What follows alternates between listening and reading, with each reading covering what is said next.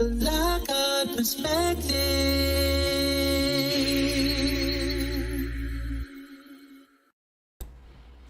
Hello and good afternoon, everyone. I'm not exactly sure if many of you are hunters. I know my father was a hunter, as well as my uncles.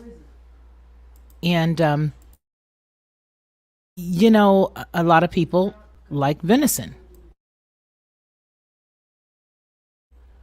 And a lot of people really do like venison. And so I just wanted to bring this story to you, not knowing if you guys were interested at all, but you may not be a hunter like my dad or my uncles or anything like that. But a few weeks ago this actually broke, and now it's in the mainstream. And so when I read it a few weeks ago, I thought to myself, really, what's really going on? Well, I wanted to bring it to you now because it is in the Hill. And that way you guys will be able to take the link that's down below inside of the description. But scientists say COVID-19 outbreak in deer could mean trouble for humans. Now, again, this has been around for at least a month. When I first read it, it did sort of concern me. However, if you do eat venison, this just might be something you're interested in. Researchers from Ohio State University took nasal swabs from 360 wild white-tailed deer across 9 different areas of northeast Ohio. The genetic material from at least 3 different strains of the virus in more than 35% of the deer were found in 6 locations. While there were no reported cases of COVID-19 spread from deer to human, researchers warn circulation of the virus in deer could potentially pose a risk to humans if the animal becomes a reservoir for the virus. New research does suggest this, and that they are highly susceptible to coronavirus, the white-tailed deer, which causes the COVID-19. In fact, it could potentially complicate things as it relates to the pandemic, or to bring the pandemic to an end, as it states.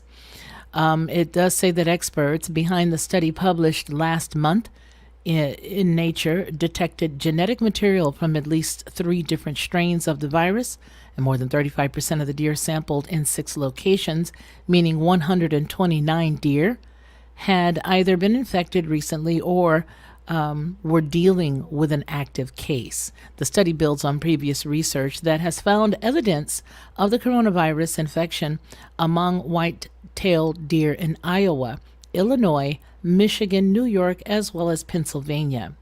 While there have been no reported cases of COVID again spread from the deer to human, the researchers do warn about the circulation of the virus in deer, and that it could potentially risk humans if any animal becomes the reservoir, as it stated earlier in this article.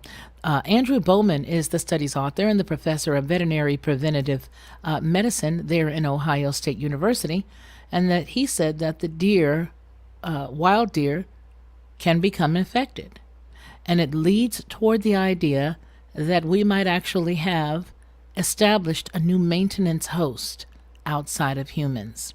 So it says here that our country has a historic fight against the coronavirus. But here it says, based on the evidence from other stories, we knew they were exposed in the wild, and that in the lab we could infect them with the virus, and that they could transmit it from deer to deer. Here we're saying that in the wild they are infected. And if they can maintain it, we have a new potential source for SARS-CoV-2 coming into humans.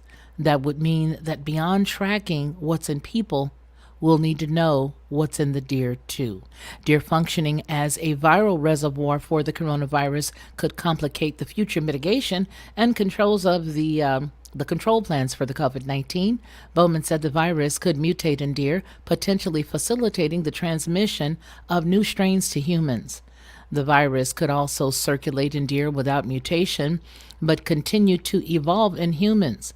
When humans don't have immunity to the strains spreading from the deer, from among the deer, those strains could spill back into the human populations. Now, researchers are not exactly sure how the deer got infected or how the virus behaves in the animal's body, but suspect that they may have been infected by drinking contaminated water, as the virus is shed in human stool and found inside of wastewater. Now, I'm not sure if you guys are aware of it, but there is a story that does show that they do have a lot of this inside of wastewater. As a matter of fact, it is something to be concerned with. And as soon as I pull that story, because there are several stories that are out there that show that this is literally in the water, which I'm sure most of you already know. And this is important to understand that, you know, a lot of these things, they do carry over from the humans to the animals because of the water. There are a lot of different ways that humans can be, that we can infect mammals. You know, you even think a dolphin. Remember how they used to say, well, we wouldn't want humans to be in the water with dolphin because they can pass on any infections that they have. Well, it's the same situation here. And they are thinking that the reason why they have it is specifically because of the contaminated water. My concern when it comes to the contamination of the water is once that water filters back through for human consumption. I'm going to bring you guys a story that I think will really, really, really interest you. And if you're interested, I'm going to tell you about it now, and you let me know if you're interested, and I'll bring it to you. If you're not, then I won't bring, that type of story to you. But there is some evidence that shows that they are attempting to utilize pre-used water or sewage water to the drinking, to the populace for drinking.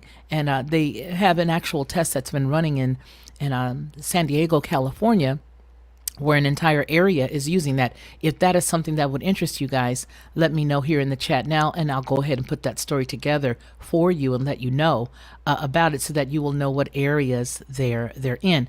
Any information that I bring you is not for any fear, right? It's for us to become informed so that way we know. Again, my uncle, my uncles and my dad and all of them, they're all anglers. I'm an angler as well. I love to fish. And then, our family, we hunt. And so for us, this is a type of story that would concern us because, yeah, we do eat venison. We do eat venison and it's enjoyable. So you want to make sure that you know these types of things just so that you know exactly what to look out for, right? No fear at all because we don't walk in that. We do walk with understanding. Yeah, that sewage use was brought to you by, yeah, absolutely. Hello, Lady M. How are you? It is so good to see you, Madam Christ Soldier. It's good to see you, and I thank all of you for your support. But yeah, I just wanted to bring this story to you because it is very, very important. It is important, especially for those of us who don't necessarily just like, chicken and beef. Let's see, I got deer meat in my freezer. A woman hit a deer, broke its neck, and I called proper officials and took it home. Okay, Melanie. All right, Melody. Yeah, okay. All right, you guys. So I'm going to let you all go, but I just thought if you were interested in this story, if any of you were hunters, I'm going to leave this up. I will not remove this live, but I will definitely leave it up for you guys just in case. Again, not knowing if you all are, but we are. We're Southern folks, and so there's that. All right, I appreciate each and every one of you. Remember, every time we are together, that I have to say that man shall not live by bread alone, but by every word that proceeds out of the mouth of the Most High. You guys take care of yourselves and take care of one another. And until we see each other again, please continue to be blessed. Like a perspective.